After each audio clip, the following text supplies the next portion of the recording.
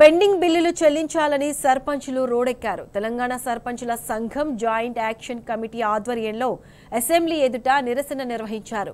కాంగ్రెస్ ప్రభుత్వం అధికారంలోకి వచ్చి 8 నెలలు అవుతున్నా పెండింగ్ బకాయిలు చెల్లించడం లేదని ఆగ్రహం వ్యక్తం చేశారు. ఎన్నికల సందర్భంగా ఇచ్చిన హామీలను అమలు చేయాలని, పెండింగ్ బకాయిలను వెంటనే చెల్లించాలని డిమాండ్ చేశారు.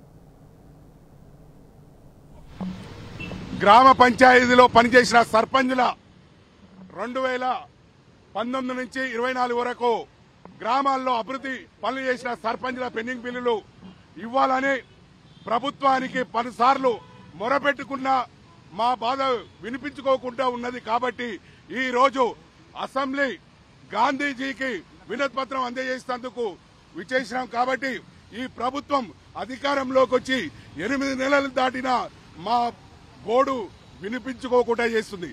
మేము అనేక మార్లు కోరినా స్పందిస్తలేదు. ఇది ప్రజా ప్రభుత్వం అనుకోవాలంటే, ప్రజల ప్రభుత్వం అనుకోవాలంటే మా సర్పంచ్ల పెండింగ్ బిల్లులు ఇవ్వాలి.